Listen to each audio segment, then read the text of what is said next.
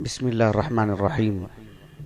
الحمد لله رب العالمين وبه نستعين وصلى الله وسلم على سيد الأنبياء والمرسلين وعلى آله وأصحابه أجمعين ومن تبعهم بإحسان إلى يوم الدين. أما بعد. اللہ سبحانہ وتعالی کی صفات علیہ میں سے الحنان، گزشتہ درس میں ہم لوگوں نے اس کو پڑھا، اور الحنان اللہ سبحانہ وتعالی کی ایک صفت ہے. اس کا لغوی معنی یعنی عربی زبان میں حنا، اس کا معنی کیا ہے، اور اللہ رب العالمین کے لیے جب الحنان کہتے ہیں تو اس کا کیا معنی ہے. قرآن کی آیت کریمہ سورۃ مریم اور احادیث سے اللہ سبحانہ وتعالیٰ کی صفت کو بیان کیا گیا، اور اس کا ہماری زندگی سے اس عظیم صفت کا کیسا علاقہ ہے، تعلق ہے، وہ بھی بتایا گیا. آج کے اس درس میں، جیسے کہ گزشتہ درس میں میں نے کہا تھا کہ الحنان کیا اللہ رب العالمین کا نام ہے، اس سے متعلق آج گفتگو کریں گے انشاءاللہ. میں تفصیل بتاؤں گا آپ کو، لیکن یہ بنیادی طور پر ایک لفظ میں معلوم کر لیں، ایک جملے میں، کہ الحنان راجح قول کے مطابق اللہ رب العالمین کا نام نہیں ہے.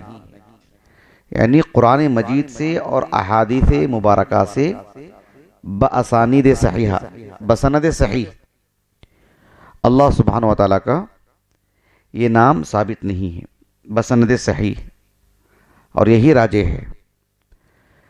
اس کی تفصیل کیا ہے؟ میں نے ایک حدیث مبارکہ بارہا سنایا ہوں، ایک دعا ہے اس سلسلے میں. اللہ سبحانہ وتعالیٰ کا جو نام ہے الحنان، وہ 3 مختلف حدیثوں سے ملتا ہے، لیکن تینوں بھی صحیح سند سے ثابت نہیں ہے. پہلی حدیث مبارکہ ایک معروف حدیث ہے، حدیث انس بن مالک اس کے راوی ہیں رضی اللہ عنہ. جیسے کہ میں نے ابھی کہا نا آپ سے کہ ایک حدیث کو میں نے بارہا آپ کو بتایا ہے. جب اللہ سبحانہ وتعالیٰ کا ایک نام المنان جس دن درس ہوا تھا، اس وقت اللہ رب العالمین کا ایک عظیم نام الصمد اس درس میں، ذو الجلال والاکرام اس درس میں، بدیع السماوات والارض اس درس میں، اور ان سبھی دروس میں اس حدیث مبارکہ کو میں نے سنایا ہے. یہ حدیث سنن ابی داؤد کی کتاب الصلاح میں، سنن ترمذی کی ابواب الدعوات میں، سنن نسائی کی کتاب الصلاح میں، اور سنن ابن ماجہ کی کتاب الدعاء میں. یہ حدیث سنن اربعہ کے علاوہ دیگر حدیث کی کتابوں میں بھی ہے، مصنف ابن ابی شیبہ میں، مسند احمد میں، المستدرک علی الصحیحین میں، امام بیہقی رحمہ اللہ کی الاسماء والصفات میں، امام ابو القاسم طبرانی رحمہ اللہ کی الدعاء میں، صحیح ابن حبان میں، متعدد حدیث کی کتابوں میں دعا موجود ہے. یہ واقعہ موجود ہے جو میں آپ کو ابھی سنا رہا ہوں اور کافی مرتبہ سنا چکا ہوں.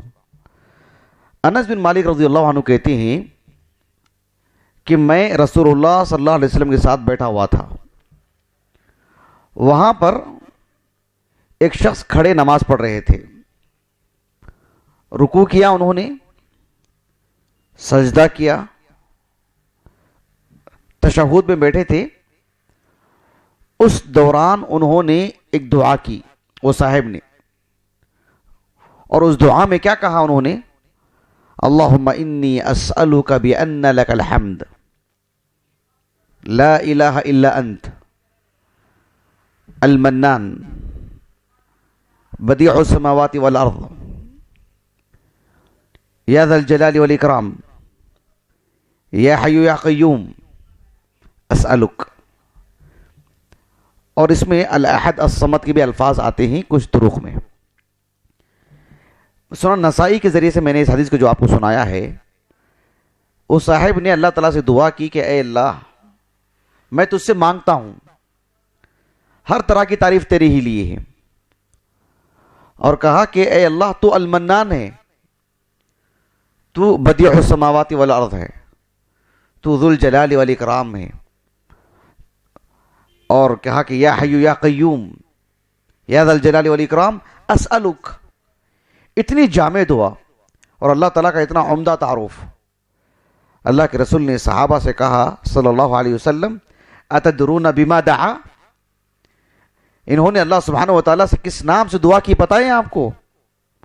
صحابہ نے کہا کہ اللہ و رسولہ اعلم، اللہ اس کے رسول بہتر جانتے ہیں.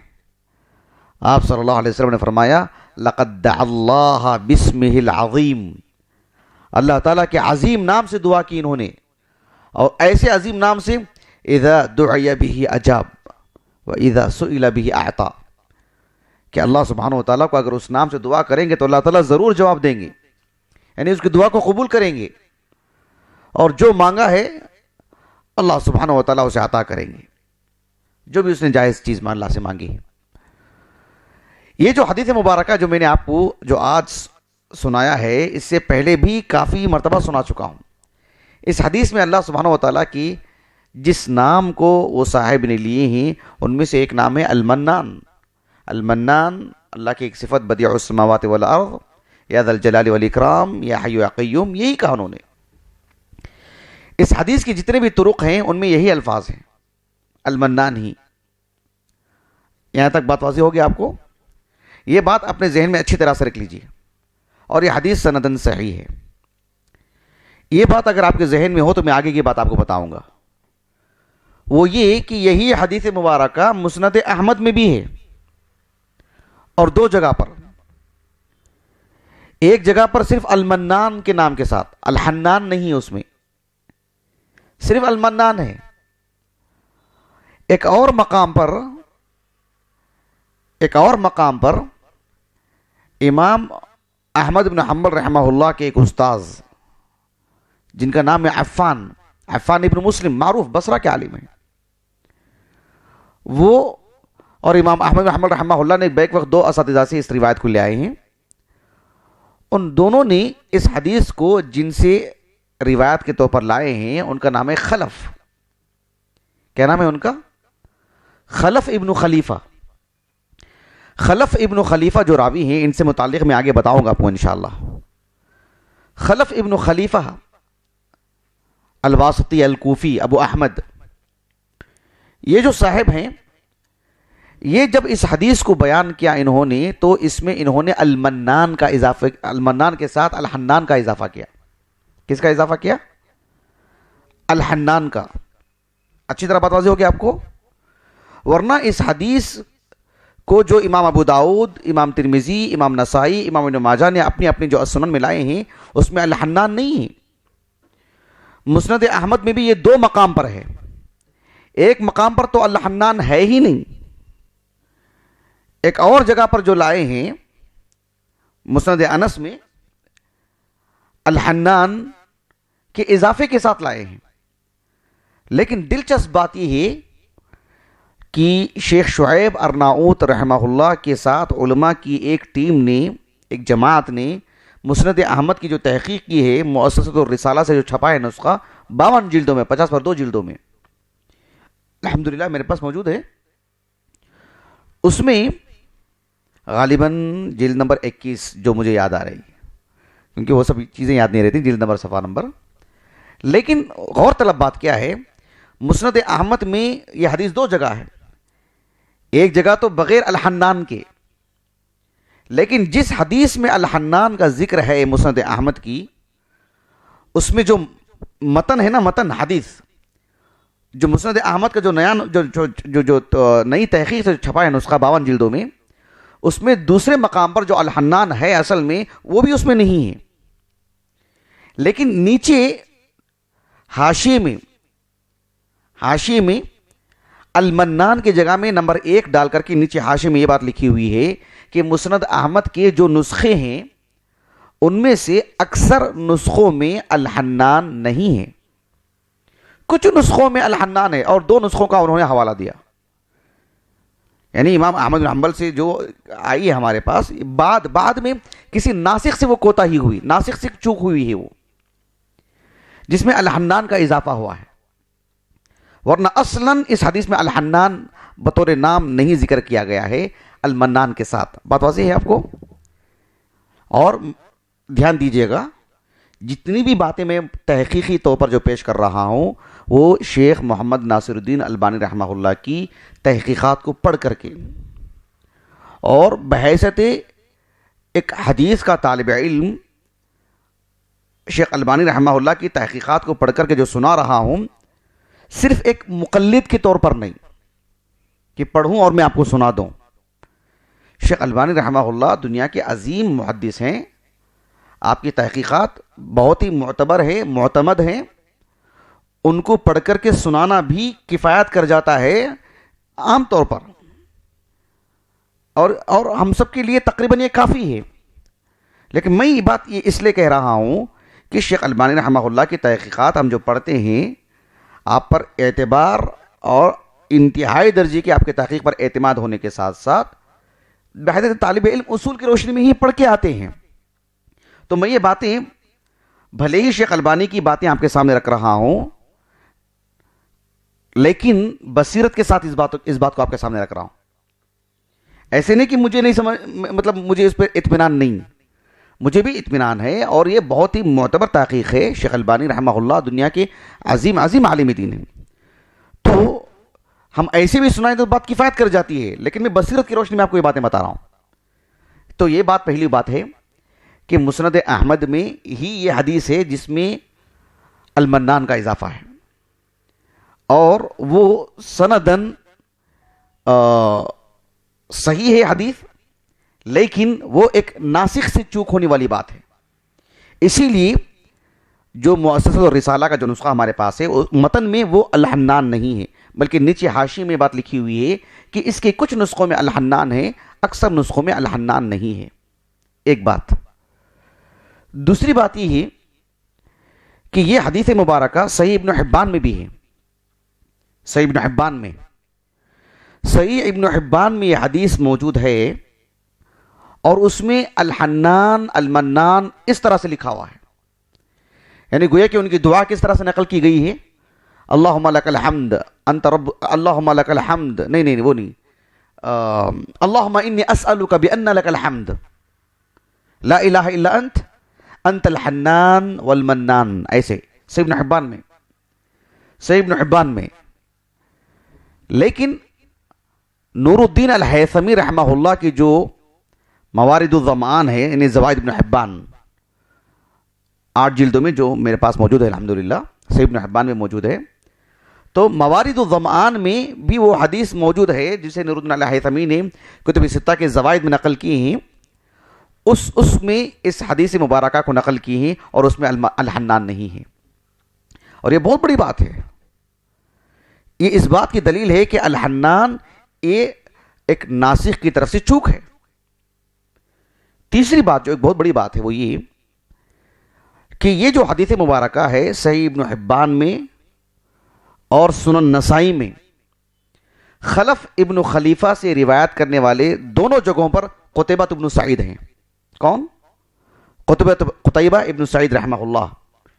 قتیبہ ابن سعید ابن جمیل ابن طریف ابو رجا البغلانی البلخی رحمہ اللہ دنیا کی عظیم الشان علماء میں سے، کتب ستہ کے سبھی مؤلفین، امام بخاری، امام مسلم، سبھی سنن اربعہ کے مؤلفین، ابو بکر بن ابی شیبہ، ان کے بڑے بھائی عثمان بن ابی شیبہ، علی بن المدینی، یحییٰ بن معین، احمد بن حنبل، ابو حاتم الرازی، ابو زرع الرازی، ان جیسے 50 اہل علم بڑے بڑے قتیبہ بن سعید کے تلامذہ ہیں.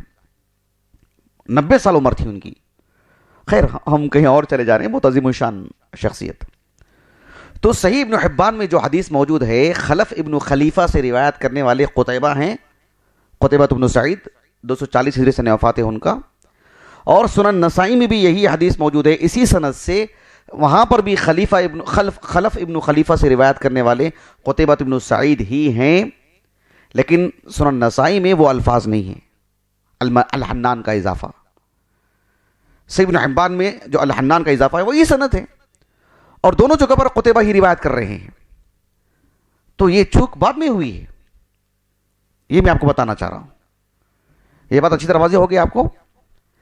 تو اس طرح سے ایک تو اصل الحدیث، حدیث اصلاً جو ثابت ہے مصنف ابن شیبہ وغیرہ میں اور سنن اربعہ میں، اس میں یہ لفظ ہے ہی نہیں الحنان، یہ نام بالکل بھی نہیں ہے. اور جو مسند احمد میں ہے وہ ہر نسخے میں نہیں ہے، بلکہ جو مسند احمد مؤسسۃ الرسالہ سے چھپی ہے، شیخ شعیب ارناؤت کی تحقیق، فی الحال مسند احمد سے متعلق سب سے اچھی تحقیق وہی مانی جاتی ہے. متن ہی میں وہ الحنان نہیں ہے، متن ہی میں. حاشی میں بس یہ ذکر کیا گیا ہے کہ اس کے کچھ نسخوں میں الحنان ہے. تیسری بات یہ ہے جسے میں نے کہا کہ صحیح ابن حبان میں جو موجود ہے وہ زوائد ابن حبان میں نور الدین الہیثمی رحمہ اللہ نے اتنا اہتمام کیا تو وہ روایت لے کر کے آئے جو اصلاً موجود ہے جس میں الحنان نہیں ہے. اور چوتھی بات جو میں نے آپ سے کہا کہ الحنان یہ جو روایت صحیح ابن حبان میں ہے، خلف ابن خلیفہ جو انس بن مالک رضی اللہ عنہ کے شاگرد ہیں، خلف ابن خلیفہ سے روایت کرنے والے قتیبہ بن سعید صحیح ابن حبان میں بھی، سنن نسائی میں بھی، جبکہ وہاں نہیں ہے اور یہاں موجود ہے.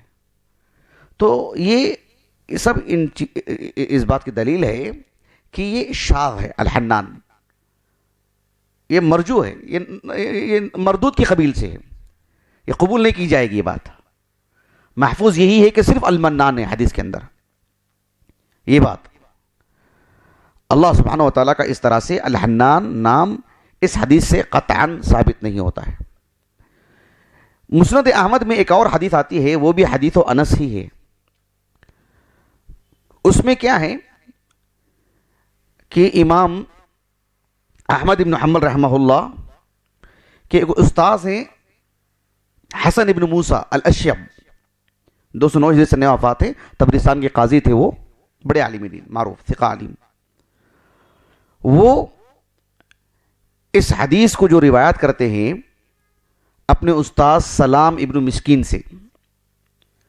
سلام ابن مسکین ثقہ راوی ہیں، لیکن سلام ابن مسکین جس سے روایت کرتے ہیں وہ صاحب کنیت سے مشہور ہیں ابو ظلال. ابو ظلال ان کا نام ہے ہلال ابن ہلال، ہلال ابن ابی ہلال، ہلال ابن ابی ہلال، اور ان کی کنیت ہے ابو ظلال. تو یہ جو ابو ظلال ہیں، ابو ظلال، ان سے متعلق امام ذہبی رحمہ اللہ نے کہا ضعفوہ. سبھی محدثین نے ان کو ضعیف کہا ہے سوا ابن حبان کے، اور ابن حجر رحمہ اللہ نے ان کو ضعیف کہا ہے. کتب ستہ میں سے صرف امام ترمذی رحمہ اللہ ہی ہیں جو ان کی روایت لائے ہیں. البتہ امام بخاری رحمہ اللہ نے تعلیقات میں ان کی روایت لائے اپنے الجامع الصحیح کی تعلیقات میں. وہ حدیث کیا ہے مسند احمد کی کہ ایک شخص جہنم میں، ان عبدا فی جہنم، ایک شخص جہنم میں ہوگا، لَيُنَادِي رَبَّهُ أَلْفَ سَنَةٍ، 1000 سال تک اللہ تعالیٰ کو آواز دیتا رہے گا اور کہے گا کہ انت الحنان والمنان، انت الحنان والمنان، 1000 سال تک. پھر اس کے بعد جو ہے مطلب جو جہنم کے خازن ہوں گے وہ اس کی طرف مڑ کر کے اسے جواب دیں گے کہ بہرحال یعنی تیرا ٹھکانہ یہی ہے. یہ اس شخص کے لیے جو ہمیشہ کے لیے جہنم میں رہے گا. لیکن یہ حدیث سنداً ضعیف ہے، یہ حدیث قابل حجت نہیں ہے. ابو ظلال متفقہ طور پر ضعیف راوی ہیں. اچھا، میں یہ حدیث ضعیف ہے جس میں الحنان ثابت ہے، یہ حدیث بھی ضعیف ہے. لیکن اس سے پہلے والی جو حدیث کی بات میں کر رہا تھا آپ کو، جو حدیث و انس جس میں المنان کا لفظ ہے، الحنان کا جو اضافہ ہے وہ شاذ ہے. لیکن وہ جس راوی سے بات آئی تھی میں وہاں کہنا میں بھول گیا تھا، میں نے آپ کو کہا تھا نا کہ کہوں گا خلف ابن خلیفہ، خلف ابن خلیفہ ابن ساعد الاشجعی مولاہم. یہ جو راوی ہیں واسط ہے نا، بغداد اور کوفہ کے درمیان ایک علاقہ ہے، درمیان میں ہونے کی وجہ سے وہ واسط. العقیدۃ الواسطیہ ہے نا، وہ اسی سے تعلق رکھتا ہے. الواسطی پھر بغداد چلے گئے تھے، بغداد ہی میں انتقال ہوا ان کا 180 پر 1 ہجری کو یا 180 پر 6 ہجری کو. یہ کتب ستہ کی سبھی کتابوں میں ان کی روایات ہیں، خلف ابن خلیفہ کے سبھی کتابوں میں، سوائے امام بخاری کی الجامع الصحیح کے، اس میں کوئی روایت نہیں ہے ان کی. البتہ امام بخاری رحمہ اللہ نے الادب المفرد میں ان کی روایت لائے ہیں. ابن حجر نے ان کے بارے میں جو لکھا رحمہ اللہ کہ صدوق اختلط فی الآخر، یہ راوی صدوق ہیں، یعنی حسن درجے رکھتا ہے ان کا مقام حدیث کے باب میں، یہ جس میں ہو حسن درجے کی حدیث ہوگی وہ. لیکن کہا کہ اختلط فی الآخر، زندگی کے آخری دنوں میں یہ اختلاط کا شکار ہو گئے. مطلب یہ کہ یعنی اتقان جو ہوتا نا علم کا، علم سے متعلق وہ اب میں اس کو میں مزید سمجھا نہیں سکتا اس کو، وہ ہمارے موضوع سے خارج ہو جائے گی چیز اختلاط کا، اگر میں آپ کو اصطلاحی طور پر سمجھانا چاہوں تو. لیکن خلاصہ کلام یہ ہے کہ یہ جو الحنان ہیں ان دونوں روایتوں میں کہیں بھی ثابت نہیں ہے صحیح سند سے. آخری بات جو بالکل مختصر ہے وہ یہ کہ آپ کو پتا ہے اللہ سبحانہ و تعالیٰ کے اسماء حسنہ سے متعلق ایک فہرست حدیث بھی ملتی ہے جس پر میں نے مفصل درس دیا الحمدللہ، سنن ترمذی کے حوالے سے، صحیح ابن حبان کے حوالے سے، سنن ابن ماجہ کے حوالے سے، المصدق علی الصحیحین، امام بیہقی رحمہ اللہ کی الاسماء والصفات، ان سب کتابوں کے حوالے سے میں نے آپ کے سامنے بتایا تھا کہ 3 طرق ملتے ہیں، 3 سندوں سے اللہ تعالیٰ کے کل 99 ناموں کے ایک فہرست ہمیں ملتی ہے. لیکن وہ فہرست اللہ کے رسول سے ہمیں نہیں ملی ہے صلی اللہ علیہ وسلم، وہ بعض علماء کی طرف سے اجتہادی ہے، اور اس میں کتنی چوک ہوئی ہے وہ بھی میں نے آپ کو بتایا تھا. اس میں ذو انتقام اللہ کا نام ہے جبکہ اللہ کا وہ نام نہیں ہے. ذو انتقام پر ہمارا ایک درس ہوا تھا نا، وہ اللہ تعالیٰ کا نام نہیں ہے وہ. اور اس میں الرب اللہ کا نام ہے لیکن اس فہرست میں نہیں ہے. اللہ سبحانہ و تعالیٰ کا ایک نام الوتر، وہ نہیں ہے اس فہرست میں. تو وہ فہرست اللہ کے رسول کی طرف سے نہیں ہے. تو اس فہرست ہی میں الحنان کا بھی نام ملتا ہے عبدالعزیز ابن حسین کی روایت سے، اور وہ سندن ضعیف ہے جس پر ہم نے کلام کر چکے ہیں الحمدللہ. تو الحنان کہیں بھی اللہ تعالیٰ کے لیے صحیح سند سے یہ نام اللہ کے لیے ثابت نہیں ہے. قرآن میں تو بالکل بھی ثابت نہیں ہے، لفظی نہیں ہے، البتہ صفت کے طور پر ثابت ہے. وہ حنان من لدنا وزکا اللہ تعالیٰ کی صفت ہے، اور حدیث میں بھی اللہ تعالیٰ کے لیے وہ صفت ہے جیسا کہ ہم نے گزشتہ درس میں بیان کر دیا. لیکن نام تو اس طرح سے عبد الحنان نام رکھنا یہ درست نہیں ہے. واللہ اعلم. میں اپنی بات کو ختم کرتا ہوں. سبحانک اللہم و بحمدک، اشہد ان لا الہ الا انت، استغفرک و اتوب الیک.